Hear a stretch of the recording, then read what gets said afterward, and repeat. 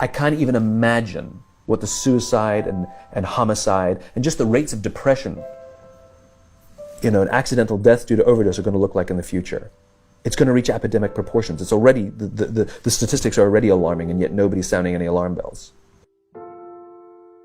Parents have to intervene. We have to stop giving our kids free access to social media and phones at young ages. They are not ready for it. Their minds cannot cope with the dopamine.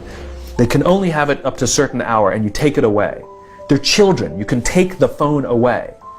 We've got to intervene as parents. But as companies, we now have to deal with the influx of kids that are coming into our companies with addiction. Watch, I see it all the time. Walk through any office.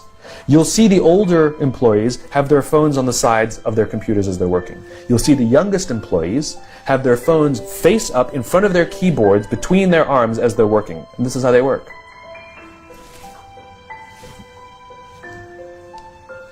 And the science is alarming. They did experiments on mice where they did the multitasking. They put flashing lights to mimic going from the computer to the cell phone, the computer to the cell phone to the TV. The mice that were exposed to the changing lights, it took them 3 times longer to solve a maze than the mice that weren't, and the damage was permanent. There is a subconscious reaction to these devices when we use them, okay? What if I were to hold my phone while I'm talking to you? I'm not checking it, it's not buzzing, it's not beeping, I'm not even nothing, I'm just holding it. Do you feel at this moment that you are the most important thing to me right now? No, you do not. Because there is a subconscious reaction we have to the device. When it is out, it makes the people around us feel that they are less important. So when we're walking down the halls in our offices and somebody says, hey boss, can I ask you a question? You go, sure, what's on your mind? We've just told them they're not that important. Or we can go, sure, what's on your mind? And if you don't have a pocket, find a shelf, put it on the shelf, come back and say, sure, what's on your mind?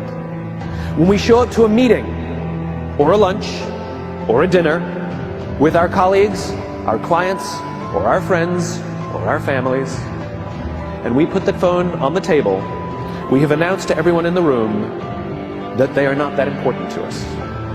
And by the way, putting the phone upside down is not more polite. My favorite one is when the meeting or at a lunch with someone that the phone will ring and the caller ID will pop up and they will go, I'm not going to get it. Oh, so magnanimous. Oh, I'm lucky to eat with you today. Or they could just put the damn thing away. You can tell how addicted we are. When somebody pulls out their phone when you're with them, how uncomfortable does that make us feel? You're walking down the street with someone, they pull their phone out. We feel stupid, so what do? We pull our phones out. We're so addicted. Somebody goes to the bathroom when we're at dinner, and what do we have to sit there by ourselves? God forbid we should look around the room for 5 minutes. We pull our phones out. Meetings, awful. What do we do when a meeting happens, right? Everybody's sitting waiting for the meeting to start. Bob's running a few minutes late. Bob's here? Okay, start the meeting. Do you know when relationships are built? All that in between time.